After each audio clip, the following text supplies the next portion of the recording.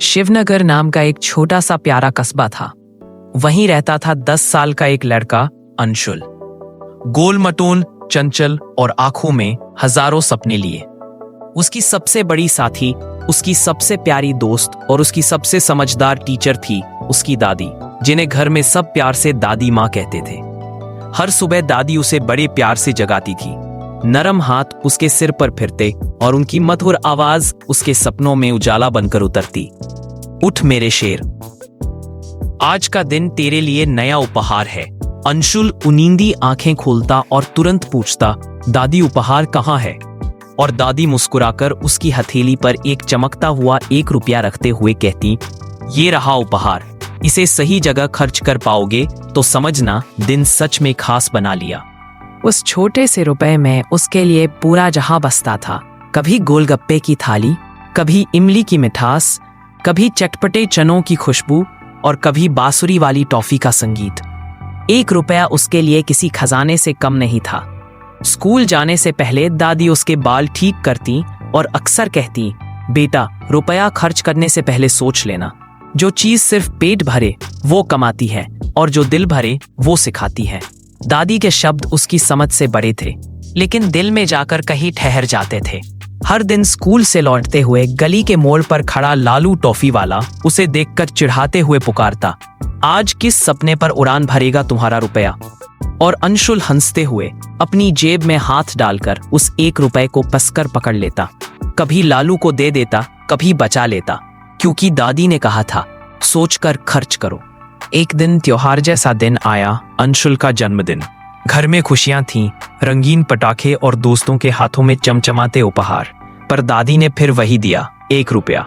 माँ हंसकर बोली, अरे माँ, आज के दिन तो कुछ बड़ा दे दीजिए। दादी ने शांत आवाज में कहा, बड़ा तो यही है, ये उसे समझदार बनाएगा, बाकी चीजें तो बस घर भर देंगी। अंशुल ने उस रुपये को चूमकर सीने से लगाया। उसके लिए दुनिया का सबसे कीमती तो वही था। लेकिन वक्त हमेशा की तरह फिसलता गया। बचपन खेल खेल में जवान हो गया। स्कूल, कॉलेज, फिर नौकरी, जिंदगी की दौड़ तेज हो गई। और एक दिन दादी माँ बीमार पड़ गई। हंसी की जगह घर में दवाइयों की महक फैल गई। अंशुल उनकी कलाई पकड़कर बोला, दादी जल्दी ठीक हो जाओ, हम फिर सुबह का रुपया वाला खेल खेलेंगे। दादी ने उसकी ओर देखा, आंखों में प्यार, चेहरे पर थकान। धीरे से बोली, बेटा रुपया तो अब तुझे खुद कमाना और समझना है। और उसी दिन दादी के हाथों में वो ताकत हमेशा के लिए खो गई। जिंदगी चलती रही, पर दादी अब पास नहीं थी। अब हर सुबह अलार्म जगाता था, दादी वाला प्यार नहीं। सालों बाद एक दिन अंशुल अपने पुराने घर लौटा। कमरे के एक कोने में रखी दादी की पुरानी संदूकची खोली। एक एक सामान निकालते हुए उसकी आंखें नम हुई जा रही थीं। दादी का चश्मा, उनकी ओढ़नी, सुइयां, धागे। और अचानक उसे एक छोटी सी धातु की डिबिया नजर आई। डिबिया खोली, अंशुल जैसे पत्थर सा जड़ हो गया। अंदर रखे थे सैकड़ों 1 रुपए के सिक्के चमकते हुए, जैसे अब भी दादी की हथेली की गर्माहट उनमें बसी हो। और एक छोटा सा कागज पर दादी की लिखावट, अंशुल जितने दिन तूने मुस्कुराकर ये रुपया लिया, वो हर दिन मेरे लिए भगवान का दिया त्योहार था। अंशुल की सांस थम सी गई। आंसू सिक्कों पर गिरने लगे, जैसे बरसों से रोना रोक रखा हो। हर सिक्का दादी की याद, हर चमक दादी की मुस्कान, हर किनारा दादी की सीख। वह खुद बोलता रहा, दादी काश मैं समझ पाता कि वो 1 रुपया असल में आपका समय, आपका प्यार, आपकी दुआ थी।